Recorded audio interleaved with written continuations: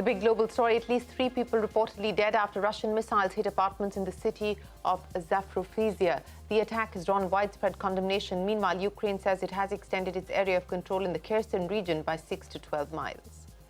Our colleague Sanjay Suri reports from an undisclosed location in Ukraine where the army is battling Russia on the front lines, and what the impact of the upcoming winter could have on battle plans. Take a look.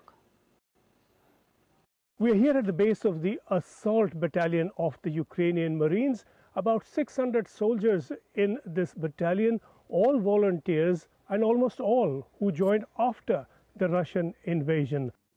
This battalion has set its aims on an ambitious target. So our dream is to go back, to return to Crimea, basically, and to be the first one to enter Feodosia. This is our dream. The target will be set by the commanders, by the top commanders. People in the battalion are volunteers. They are of course mobilized, but most of them are highly motivated people who decided to join the army by their own will.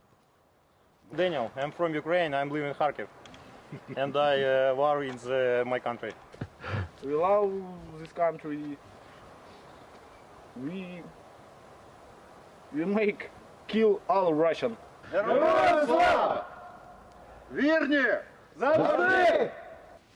This battalion has seen action on the front lines and under air attack right here.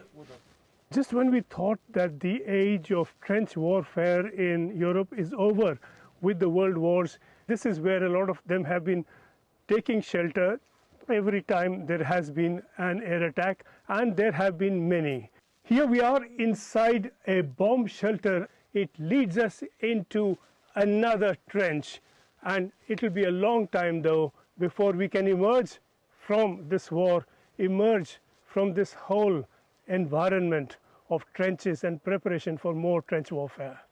The announcement from the Kremlin that Russia will retake the areas that Ukrainian forces have captured could signal an escalation of the war, and that escalation could come soon. Either side is running up against time, and that is because of the approaching winter. Temperatures fall to very low degrees here, and the cold and the damp and the rain that accompanies it can make heavy troop movements very difficult. The coming of winter may somehow change the picture that we used to see on the battlefield, in particular because this is really quite hard to make big operations here, especially if we speak about the southern Ukraine, where the temperatures may go below and up zero all the time. So we're going to have all this mud, and it will be quite hard for the military forces to defend and to attack, I think, too. Our colleague Sanjay Suri there reporting from inside Ukraine. Companies that manufacture consumer durable goods and the people who retail them are excited. They're betting on the festive season, which usually accounts for over 30% of their annual sales, to be a blockbuster. But CNBC TV 18 Shilpa Ranipeta reports that while the premium segment is showing promise, the entry-level segment may play party pooper.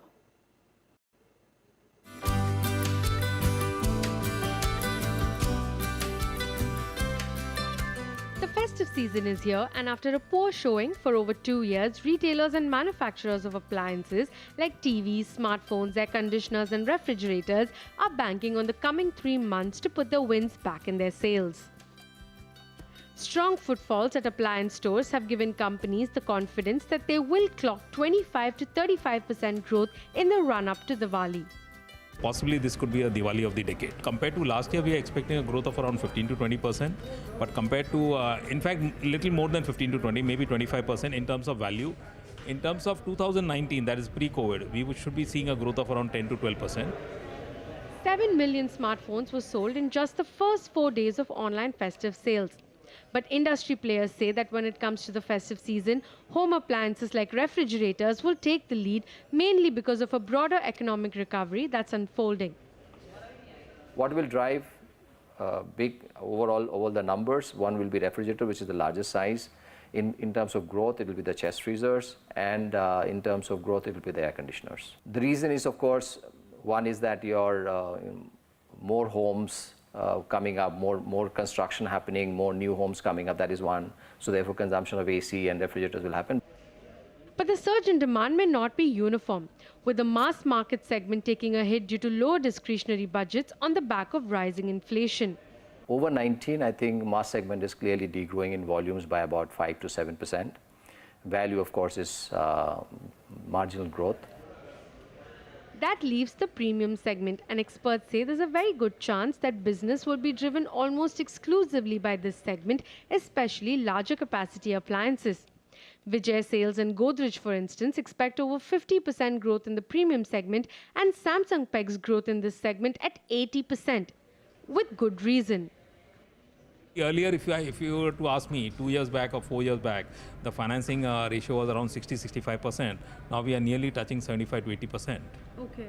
And even the emphasis of the brands is also, in order for them to upgrade, they are also pushing more of the finance because it's easy on the pockets. The bigger worry is that this may not be sustainable. But input cost concerns are far from over. While there has been some cool-off in commodity prices, a depreciating rupee is offsetting any of those benefits. And if this trend continues, another price hike may be on the anvil post the festive season. But for now, consumer durable companies are focusing on raking in the festive demand, largely backed by offers, discounts and financing options.